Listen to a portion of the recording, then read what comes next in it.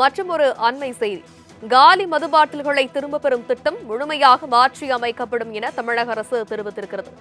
முக்கிய செய்தியாக பார்க்கிறோம். காலி மது பாட்டில்களை திரும்ப பெறும் பணியில் டாஸ்மாக் ஊழியர்களை ஈடுபடுத்தாமல் இருப்பதற்கான சாத்தியக்கூறுகள் குறித்து ஆராயப்படும் என தமிழக அரசு உறுதியளித்திருக்கிறது.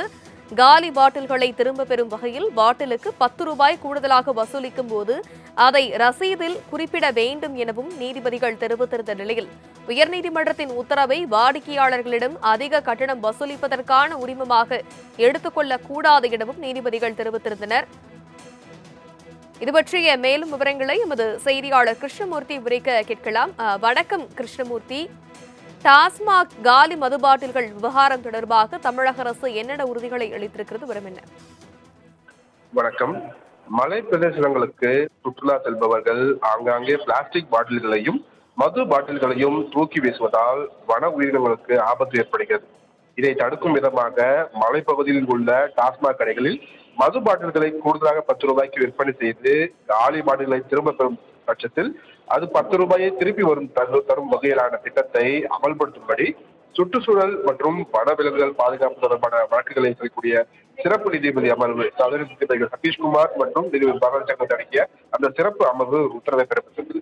இந்த வழக்கு இன்று மீண்டும் விசாரணைக்கு வந்தபோது அரசு தரப்பில் ஆஜரான தலைமை வழக்கறிஞர் விஜய் நாராயண் தமிழகத்தில் 3 மாவட்டங்கள் தவிர பிற மாவட்டங்களில் காலி மது பாட்டில்களை திரும்ப பெறும் திட்டம் அமல்படுத்தப்பட்டுள்ளதாக தெரிவித்திருக்கிறார்.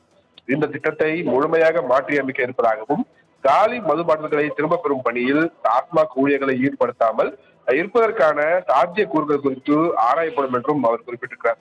அப்போது நீதிபதிகள் காலி பாட்டில்களை திரும்ப பெறும் வகையில் பாட்டில்களுக்கு 10 ரூபாய் கூடுதலாக வசூலிக்கும் போது அதை ரசீதில் குறிப்பிட வேண்டும் என்றும் 10 ரூபாய் கூடுதலாக வசூலிப்பது என்பது வாடிக்கையாளர்களிடம் அதிக கட்டணத்தை வசூலிப்பதற்கான உரிமமாக எடுத்துக்கொள்ளக்கூடாது என்றும் தெரிவித்திருக்கிறார்கள். இதற்கு பதிலளித்த தலைமை வழக்கறிஞர் இந்த அரசு ஊழலை ஒருபோதும் சகித்துக் கொள்ளாது என்றும் விளக்கம் அளித்திருக்கிறார். இதையடுத்து காலி மது பாட்டில்களை திரும்ப பெறும் திட்டத்தை மாற்றி அமைப்பது தொடர்பாக 8 வாரங்களில் அறிக்கை தாக்கல் செய்ய வேண்டும் எனவும் மாற்றி அமைப்பதற்கு எடுக்கப்பட்ட நடவடிக்கைகளில் முன்னேற்றம் குறித்து 4 வாரங்களில் அறிக்கை தாக்கல் செய்ய உத்தரவிட்டு வழக்கை நீதிபதிகள் ஜூலை 10ஆம் தேதிக்கு தள்ளி வைத்திருக்கிறார்கள். தனலட்சுமி. விவரங்களை வழங்கியமைக்கு நன்றி கிருஷ்ணமூர்த்தி.